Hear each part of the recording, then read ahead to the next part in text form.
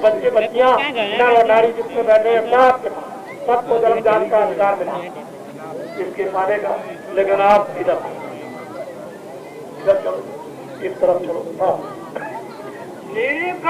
खिड़की देखो जो अब वो बात लोग कहते हैं कि सूरत है जीवात्मा, जब तू यहाँ अपने घाट पर आ जाएगी दरवाजे पर तो तुझे खिड़की दिखाई देगी, फिर एक चौक मैदान लंबा दिखाई देगा प्रकाशमान, बड़ा सा चौक, बड़ी लाइट, इतनी लाइट है कि ये लाइट उसके सामने कुछ नहीं है और इतनी आनंद की शीतल वो लाइट है। तो आपको ये होगा कि मैं कहाँ गया, ये तो कोई और जगह है। मैंने तो ऐसी जगह न दिल्ली में देखी, न बम्बई में देखी, न अमेरिका में देखी, न चीन में देखी। ऐसी ठंडी और ऐसी शीतल और आनंद की जगह, ऐसी जगह पर जब खड़े हो जाओगे ऐसी ठंडी हवा कि कभी आपको यह स्वप्न में भी नहीं मिली होगी। वो है चौक। चौक कहते हैं मैदान। जैसे आप इस मैदान में घर से बाहर निकल के बैठ गए हो, इसको चौक और मैदान कहते हैं। जब उसमें खड़े हो जाओगे उस मैदान में, तब आपको पता चलेगा क्या है। निरखो खिड़की देखो जो लगावो राखो रो। कहते हैं कि जब आपको चौक और मैदान जब दिखाई देने लगे तो थोड़ी देर उसमें तुम खड़े होकर के बराबर देखते रहो। जब देखते रहोगे थोड़ी देर तो क्या होगा उसको सुने आप। रंगी फुलवारी को दीपदान घट भीतर। कहते हैं कि 5 रंगों की सृष्टि आप उधर में जब देखो, 5 रंगों की सृष्टि जब उधर देखोगे, ये क्या कुछ नहीं। और फिर वो दीपदान वो जलता हुआ जब साक्षात्कार दिखाई देगा तो कितना बड़ा दीपक है और कितना बड़ा चिराग है। सूरज जब से निकलता डूबता इसमें न मालूम कितना गुना बड़ा। उसको कहते हैं दीपदान घट भीतर देखो, दर्शन करो, साक्षात करो, तब उस सृष्टि का बोध होता है। जो हो ये सृष्टि वो सृष्टि है। नारद जी जाते थे, राम जाते थे, कृष्ण जाते थे, कबीर जाते थे, मीराबाई ने सैर की थी। गोस्वामी जी महाराज कहते हैं अति विचित्र लोक अनेका रचना अमित एका। ऐसे विचित्र विचित्र लोग हैं, तो मैंने कभी सुने नहीं थे। ये तो गुरु की कृपा हो गई, इन्होंने क्या वस्तु मुझको दे दी। कहते हैं वो बिल्कुल साफ दिखाई दे। वहाँ अंधेरे का क्या काम, वहाँ तो सूरज निकलता न डूबता, वहाँ तो बराबर एक सा रहता है, यानी मौसम न कम न ज्यादा। बोलो कोई दिन ऐसी लीला देखो नील चक्र आगे। कहते हैं कि बड़ी सुंदर सुंदर लीला देवी देवताओं की, बड़े सुंदर सुंदर सरोवर, बड़े सुंदर सुंदर बगीचे, बड़े सुंदर सुंदर पहाड़, इतने सुंदर सुंदर कि तुम देखते ही रह जाओगे कि मैं किस दुनिया में इधर जा रहा हूँ।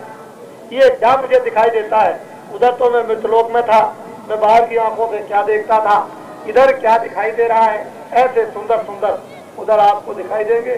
देखते चलो तो उसमें धोखा किस बात का।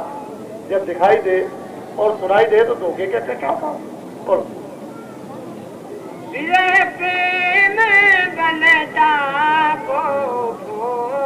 आप मेरी बात को बड़े ध्यान से, आप बच्चे के लिए रोते हो, पति के लिए रोते हो, पत्नी के लिए रोते हो, मित्र के लिए रोते हो, धन के लिए रोते हो, इसके लिए रोते हो, उसके लिए। अरे भगवान के नाम पर कोई 2 आंसू गिरा सकते हैं। कहते हैं तुम कभी भगवान के लिए कभी तड़पे हो। मछली तो पानी के लिए तड़पती है, चकोर तो जो है वहाँ बूंद के लिए तड़पती है, मृग जो है वो आवाज सुनना चाहता है, उसके बगैर भागता है कि मुझे कहीं ना कहीं मुझे पानी इस रेती में मिल जाए। लेकिन भगवान के दर्शन दीदार के लिए कोई तड़प। मीरा तो रोई थी, न खाना दिन में न रात को, न सोना। मीरा सूरत सैलत मानी, जब जब घर सूरत लगे बा घर को तब तक लेना पानी। उसके नेत्रों में दिन और रात पानी गिरता था। आपने कभी उसके नाम पर 2 आंसू गिराए? अगर कहीं भगवान के नाम पर जिस तरह से अपने बच्चों के लिए रोते हो, 2 आंसू गिराते तो दरवाजा टूट जाता और टूट करके फिर क्या मिलता आपको। उधर देखते आप, लेकिन आप तो कभी रोते नहीं हो, नासमान वस्तुओं के लिए रोते हो, और वो भी तुम्हारे सामने बच्चा जा रहा, तुम कुछ नहीं कर सकते हो, बच्ची जाती कुछ नहीं कर सकते हो, पति मर रहा कुछ नहीं कर सकते हो, पत्नी मर रही कुछ नहीं कर सकते हो, माता पिता जा रहे कुछ नहीं कर सकते हो, और रोते हो छाती फाड़ के। क्या होगा भगवान के लिए? कुछ आप कभी रोए भी तो गिरे बेचना, दो आंसू गिराना, अगर ये काम अपने जीवन में थोड़ा कर लेते तो भगवान न मिल जाता, जो सबका देने वाला, जिसके पास सब वस्तुएं, जिसके पास सब चीजें, जिसके पास सब आनंद, जिसके पास सब शक्ति है, जिसके पास सब कुछ ज्ञान है, वही आपको ज्ञान का भंडार मिल जाता, शक्ति का और वस्तुओं का। फिर उसके पाने के बाद फिर पाने को क्या रह जाता? लेकिन दो आंसू भी कभी नहीं गिरे। किसी महात्मा के पास गए, किसी के पास कुछ नहीं, नाचे गाए और बस उसके बाद हाँ उसके बाद घर चले आए, कुछ नहीं। क्या मिला? जीवन कमा दिया आपने खेल तमाशों में। गुड़ियों के खेल से कभी पति नहीं मिलता। आप सब जानते हो कि आपके घरों में जब बच्चियां रहती हैं तो गुड़ियां बाजार से ले आती हैं, बना लेती हैं, उन्हीं को खेला करती हैं, उनसे कभी पति नहीं मिलता। और जिस दिन पति मिल जाएगा उस दिन गुड़ियां उधर फेंक और पति के साथ चली जाती है। आप खुद अपने घर में अनुभव कर लो तो आपको कोई पति तो मिला नहीं। जीवात्मा को कोई पति मिलता है तो ये खेल कूद पर छोड़ देते, अपने घर में चल सकते। प्रेम बनता को फोड़ो, ज्योत निहारो मन को। कहते हैं कि वो अंदर में ज्योत परम पिता, उस परमात्मा की, ईश्वर जिसको भगवान कहते हैं, उसकी वो ज्योत जल रही है, उसका दर्शन करो, निहारो।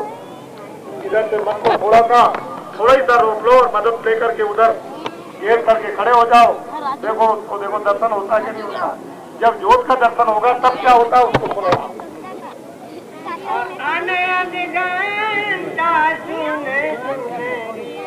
कहते हैं कि जब ज्योत का साक्षात्कार दर्शन हुआ तो क्या है, रात दिन 24 घंटे चारों जुगों से घंटा और घड़ियाल बजाए, 24 घंटे भगवान की वहाँ आरती होती रहती है, एक क्षण मात्र को भी बंद नहीं। आपने घंटा और शंख कभी मंदिर में सुना? ये नकल क्यों रखी गई थी? इधर बज रहा है, इधर सुनो, 24 घंटे बजते। तुमने तो ऐसे बजा के धर दिया। ये तो बताया था कि एक नमूना तुम्हारे इधर हो रहा है, तुम इसको याद कर लो, तो आप तो इसी में फंस गए। उधर कहते हैं कि ज्योत का दर्शन हुआ तो कहते हैं कि घंटा और घड़ियाल ऐसे अद्भुत बज रहे हैं कि आपने ऐसे कभी सुने? आपको जब जब कोई ऋषि मुनि महात्मा है तब आपको याद, असली मंदिर तो ये था भगवान का जिसमें 24 घंटे आरती होती है, लेकिन उस मंदिर की तो आपने पूजा की नहीं, शुद्धि और सफाई की नहीं, उस मंदिर में तो आरती की नहीं, और न मालूम कहाँ कहाँ क्या क्या करने लगे। घंटा सुन सुनरी जो शंख बजाओ रस में भी। कहते हैं कि सुन सुनकर तुम इतने रीझ जाओगे कि दूसरी चीज तुमको कोई अच्छी लगेगी नहीं। और जो शंख बजता है उसको जब सुनोगे तो अमृत पियोगे, अमृत पीने को मिलेगा। ये अमृत आपके पास रखा हुआ है, दरवाजा खुलेगा मिलेगा, नहीं खुलेगा नहीं मिलेगा। दरवाजे पर बैठोगे तो काम हो जाएगा।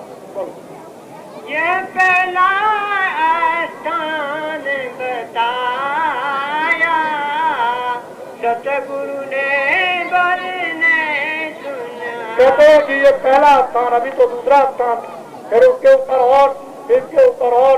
ये जो पहला स्थान बताया जहाँ आप फंसे हुए हो, यहाँ जाकर के जब साक्षात्कार हुआ तो ऊपर की भी खबर आने लगी, वो तो ऊपर से भी फिर आने लगती है।